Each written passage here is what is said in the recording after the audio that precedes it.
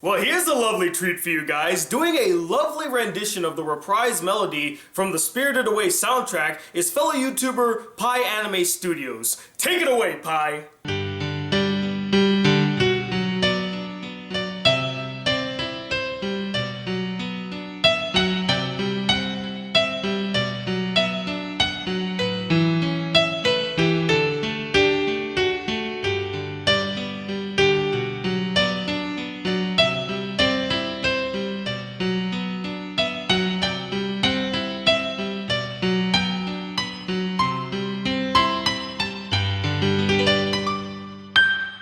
Hey guys, the Black Critic Guy back with another video for Studio Ghibli month, and today we'll be reviewing quite possibly the most well-known and beloved film made by Studio Ghibli so far, Spirited Away. And joining me in this review is the woman I like to call the mother of us all, Kat from Comic Uno. What's up, Kat? Hey guys, this is Comic Uno, and I'm excited to be part of Tony, the Black Critic Guy's month of Studio Ghibli films, and I am going to help Tony review Spirited Away. So let's start talking about this movie. So this movie is about a young girl who is moving with her parents. She's entering this kind of new world because she just left her old town, and she's scared. She doesn't really know how to feel. As they try to enter their home in their new town, they get sidetracked and they go to this weird, desolate area. It looks like a carnival type place and amusement park. And we see her parents turn into pigs because they end up eating this food there. So now we have our main character who has to be part of this new society of spirits. And at first, they hate humans. They don't like her, but she finds friends along the way. That way she's able to be accepted into the society. And at first she's a very passive character where she's just trying to survive, trying to get her parents not to be pigs anymore. As the movie continues, we get to see her make more connections with the people at the bathhouse, which is where she works, and become a little less of a passive character and help the characters that helped her at first. Like I said, I've never seen a Studio Ghibli film before. The only one I've seen is only half of Princess Mononoke, but this is the first full Studio Ghibli film I've seen. So I was excited to watch this though because I knew this was a little more accessible for people that aren't as into anime. Now I've been starting to get more into anime because of Tony, but I did want to like kind of get into these films a little bit more with I guess an American perspective. So this was a little bit easier compared to the other films supposedly. So and of course it's one of the most popular Studio Ghibli films also. Now, believe it or not, Spirited Away was my introduction to Studio Ghibli and Hayao Miyazaki.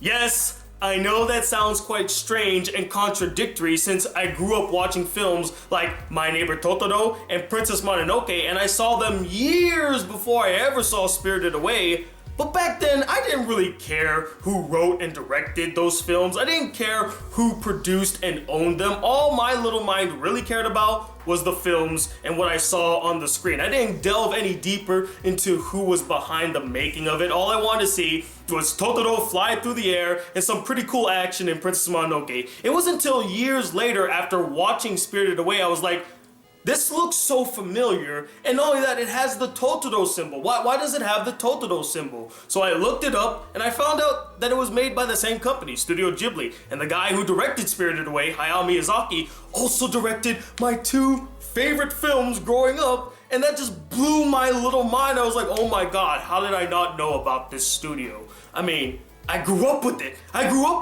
It's kind of the same thing about how I never knew that Dragon Ball Z, Pokemon, and Yu-Gi-Oh! Were anime or different from American cartoons. I thought, oh, those are cartoons made here in America too. And I gotta tell you guys, if ever there was a film to introduce me, or in this case, reintroduce me since I'm already familiar with it, to the wonderful world of Studio Ghibli, I'm so glad that it was Spirited Away, as this film is a true marvel, bursting with creativity and wonderment in every single frame. Now, of course, what is the best part of Spirited Away is the animation, the world building. I will say this is less character driven and more about the world that's created with all these spirits. Now, we get to see a lot of creativity here, a lot of gears turning, I will say, just to see how this bathhouse is run. The only small complaint I have about the animation is some of the characters do look human. So I was a little confused, like what type of characters they were, so we don't really know how they totally become spirits. So kind of wish they explained the mythology a little bit more of like, hey, why does Lynn look human and that character doesn't? So they kind of touch upon it in the film, but I wanted a little bit more from that. But like I said, the world building is the best. Now, I'm personally more into films that are character driven, but I feel like the world building of this film and the supporting characters really helped our main character. Because like I said before, the beginning of the movie was a little slow for me because our character was so passive. But then the supporting characters is what really makes our main character interesting and making her journey you know, more exciting when she does go into the journey. Which was interesting that her, like, journey away from the bathhouse was maybe 20 minutes before the film ended. And usually when you add these type of journeys, it's like the middle of the film. So I was surprised they went that route, but I think it worked that they kind of shortened that aspect. Because really, what is this movie about? It's about the bathhouse. Kat is totally right here. The animation and visuals are spectacular and beautiful. I expect no less from Studio Ghibli. It really makes you feel as if you were spirited away to another world. Huh? Get it? Because, oh my god, really? Why do I keep doing this? But no joke, the larger-than-life settings, the vibrant colors, the unique and diverse character designs, and the freaking radish spirit. You can definitely see Miyazaki's imagination running wild throughout this film. Not to mention the film's myriad of gorgeous and stunning shots. Each and every frame in this film is a work of art on its own. The music here, done by Joe Hisaishi, is lovely, serene, and as beautiful as the film itself. It's probably in my top 3 favorite soundtracks from any Studio Ghibli film, up there with My Neighbor Totoro and Princess Mononoke. It is incredible. In fact, Spirited Away has probably my favorite instrumental in any Studio Ghibli film called Reprise that was played at the beginning of this video. I love that theme. It just takes me on a journey every time I hear it. I feel like I'm flying through the air. And if a piece of music can make you feel that, you know you've heard something special. And since I brought up some of the film's auditory aspects, let's talk about the English dub done by Disney. Now, it is no secret that their dubs have been very hit or miss for me. Sometimes I really like their dubs. They're really solid, like in the case of Castle in the Sky and Kiki's Delivery Service. But other times, they're not so great and very jarring to listen to, like Nausicaa, The Valley of the Wind, and Porco Rosso. And for this film, I feel as though it falls more into the former category. This is one of the good ones. I thought the voice actors did a really good job with their performances and they matched the characters that they're voicing. The only gripe I had with the dub pertains to the little girl who voices Chihiro or Sen. Fun fact, she's also the same little girl that voices Lilo from Lilo and Stitch and played the little girl from The Ring. Bet you guys didn't know that. But I just felt like she wasn't all that expressive, and whoever was directing her didn't do a good job at directing her to say her lines properly. I mean, it's like the Billy Crudup effect. A lot of people felt like she was just screaming all the time, and he didn't really put a lot of influx or expression in his lines, although I disagree. This is more of that Billy Crudup effect where I felt like the little girl wasn't all that expressive, and it did feel like in some parts she was just reading lines. But I can forgive her because she was only 11 when she did this.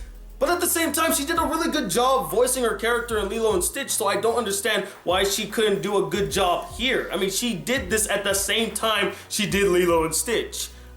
I'm baffled by that. At first, I will say that pacing was a little off for me in the beginning because our main character is so passive, but you find out why she's passive is because of the overall theme of this whole movie, which is, again, what is our main character doing in the beginning of the movie is going into a new town, going into a new area, you know, she's scared. And here, it's kind of this hyperactive version of that she's able to survive a new town, a new life, because she's dealt with all this. And that's why she's passive, because if you are in a new situation where you don't know anybody, that's what you're probably gonna act like. You're not gonna really know anyone, and then you're hoping that someone will talk to you, that we're like, all right, I can be friends with you, and then I become friends with that person, and that's kind of what ends up happening. It's a hyper version of starting a new life and starting a new chapter in your life, which was really exciting, because this character is at an age also that she does have to start new chapters in her life. She's a young girl growing up, and it's a cool adolescence self-discovery film at the same time. Next, let's touch upon the story. It's basically the Japanese version of Alice in Wonderland. There's no denying this fact. A young, innocent, naive girl arrives in a strange new world with all these bizarre and weird creatures all over the place and must survive and find a way out. I mean, that's the entire premise of both Alice in Wonderland and Spirited Away.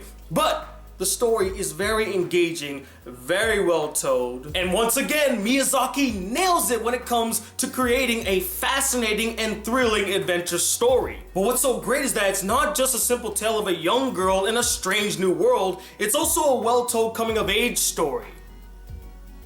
Which, now that I think about it, guys, seems to be Miyazaki's default template whenever he's writing a new story, huh? But you know what? That's neither here nor there. It follows a young, timid, and spoiled child coping with moving to a new town, even though she was comfortable in her old life and doesn't want anything to change. So of course she's abrasive to the idea and she acts like a little stinker. But then she gets literally thrown into the deep end, where she is sent to a strange and bizarre world where she has to learn to be quick on her feet in order to survive. She needs to adapt and acclimate, just like it would be if you were in a new place. And it's through her personal journey in the story that Chihiro grows from the spoiled, naive, timid, and disrespectful brat that she was at the beginning of the film to a strong and capable young lady. And with that said, the final praise I have for Spirited Away is, of course, its characters. Not only are they all so unique looking,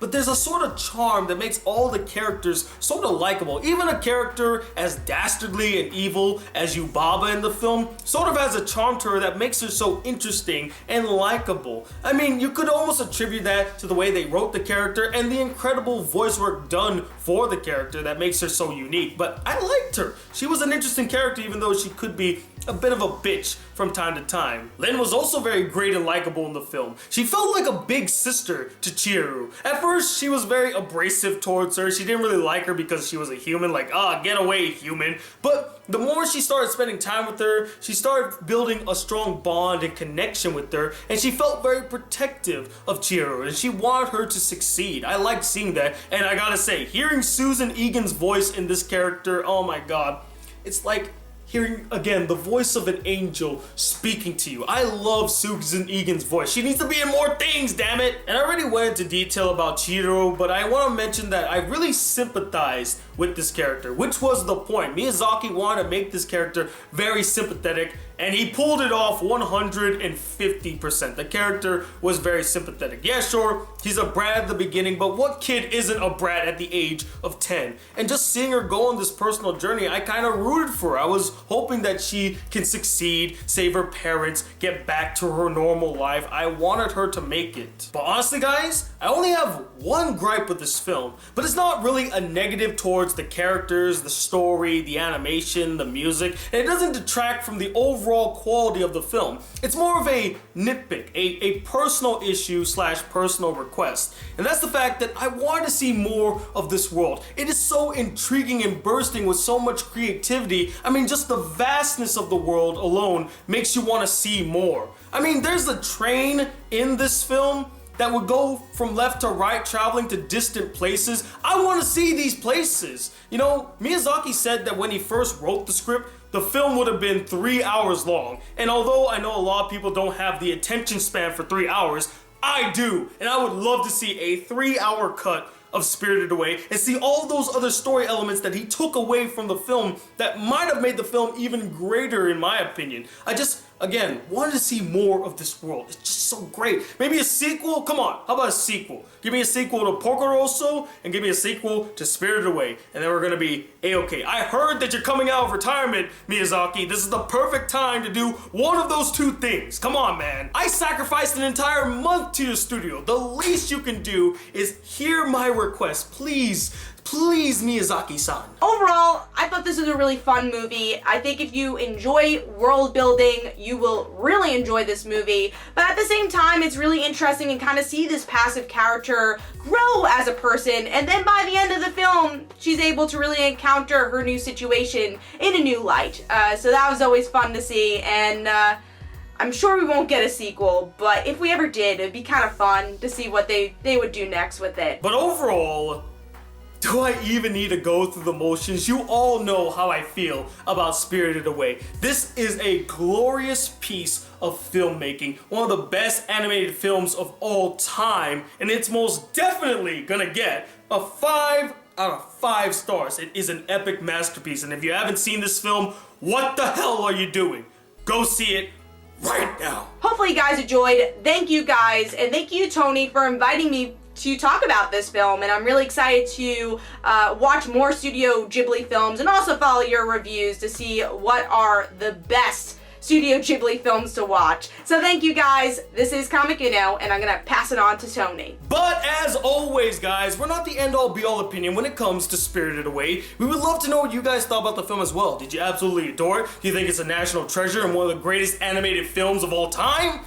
Or did you find it boring and dull and it just put you to sleep? I don't really care about it. And let me know, what world in a Studio Ghibli film would you like to see more of? Comment below, let me know. I want to take this time to personally thank my 2 special guests in this video. First off, PIANIME'S Studio for making that lovely rendition of the reprise melody from Spirited Away. That was just really well done, my friend. And I'm so surprised he learned that song in 40 minutes. He learned to play that song in 40 minutes. I could barely make a video in that amount of time. Like, that's just incredible to me. Please go send some love his way. Go check out his channel. There'll be a link in the description or a link right here. Just go send some love towards that guy's way. And then finally, the mother of us all, Kat from Comic Uno, thank you so much for being a part of this. And yes, you need to see more Studio Ghibli films. And go send some love her way, check out her channel. And as always, guys, if you would like to support the Black Critic Guy just a smidge more, why not donate to my Patreon account? Link is in the description. And if you'd like to send me any fan letters for me to read this Thursday, why not send it to this PO box right up here. And as always, guys, if you would like to be a part of the Black Critic crew, not miss out on a single Studio Ghibli video, please hit that subscribe button below, like this video if you really enjoyed it, and I'm 21 being spirited away as the Black Critic Guy. Till then, peace, YouTube.